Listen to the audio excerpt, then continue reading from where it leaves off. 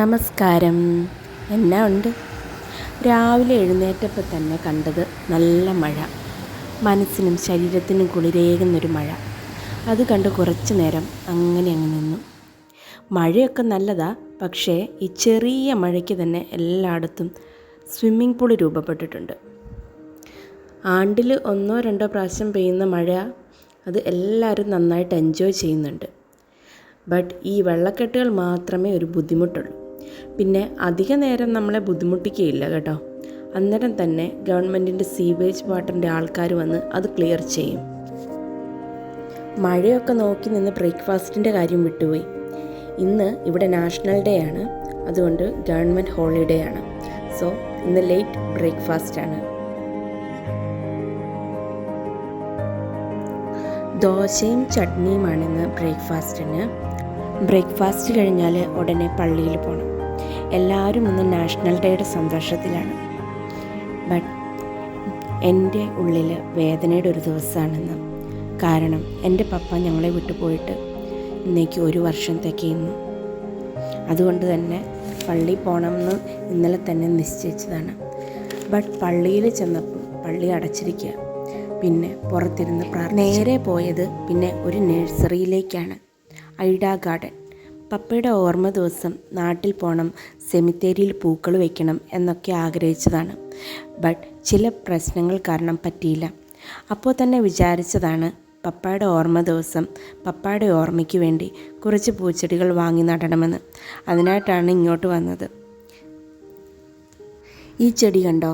ഇതാണ് എൻ്റെ favourite rose colour. അതിന് ഒരു കാരണം കൂടിയുണ്ട്, അതുവഴിയേ പറയാം. റോസ് ചെടികൾ മാത്രമല്ല, പിന്നെയും വേറെ കുറച്ച് ചെടികൾ വാങ്ങിച്ചിട്ടുണ്ടായിരുന്നു. ഞാനിതൊക്കെ വാങ്ങുമ്പോഴും ഞാനിങ്ങനെ ചിന്തിക്കുകയായിരുന്നു, നമുക്ക് നഷ്ടപ്പെടുമ്പോഴാണ് ഓരോന്നിൻ്റെയും വില എത്രത്തോളമാണെന്ന് നമുക്ക് മനസ്സിലാകുന്നതെന്ന്. അത് വ്യക്തി ആയിക്കോട്ടെ, വസ്തു ആയിക്കോട്ടെ, നഷ്ടപ്പെട്ട് കഴിഞ്ഞിട്ട് പിന്നെ ഒന്നും കാട്ടിക്കൂട്ടിയിട്ട് കാര്യമില്ലെന്നറിയാം. പക്ഷേ ഒന്ന് തിരിച്ചു വന്നെങ്കിൽ, അല്ലെങ്കിൽ ഒരു ചാൻസ് കൂടെ കിട്ടിയിരുന്നെങ്കിൽ കുറച്ചുകൂടെ സ്നേഹിക്കാമായിരുന്നു, കുറച്ച് കാര്യങ്ങൾ കൂടി അവർക്ക് വേണ്ടി ചെയ്യാമായിരുന്നു എന്നൊക്കെ തോന്നും.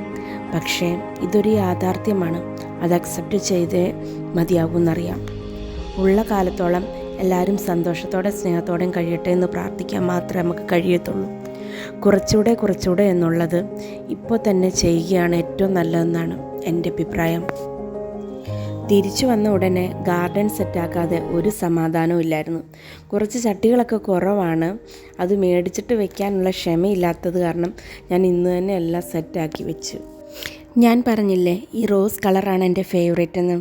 അത് എൻ്റെ ഫേവറേറ്റ് ആകാനായിട്ട് കാരണം, ചെറുപ്പത്തിൽ ഞങ്ങൾ വീട് വെച്ച് മാറുമ്പോൾ ഈ ഒരു റോസാ ചെടി മാത്രമേ ഞങ്ങളുടെ ഗാർഡനിൽ ഉണ്ടായിരുന്നുള്ളൂ. മുറ്റം നിറയെ ഈ റോസാപ്പൂവിൻ്റെ ചെടികളായിരുന്നു. അതുകൊണ്ട് ഭയങ്കര നൊസ്റ്റാൾജിയാണ് ഇത് കാണുമ്പോൾ. തിരിച്ചു വന്ന ഉടനെ ഗാർഡൻ സെറ്റാക്കാതെ ഒരു സമാധാനവും ഇല്ലായിരുന്നു.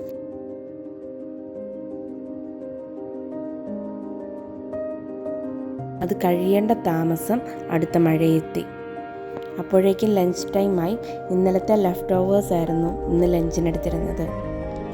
കോവയ്ക്ക, എരിശ്ശേരി, കടല, നെല്ലിക്ക, ഇതൊക്കെയായിരുന്നു ഇന്ന് ലഞ്ചിന്. അപ്പോൾ ശരി, പറ്റുന്നത്ര നമ്മുടെ കൂടെയുള്ളവർക്ക് നമ്മുടെ പ്രസൻസ് സന്തോഷവും സമാധാനവുമായി തീരാൻ ദൈവമിടയാക്കട്ടെ. ബൈ.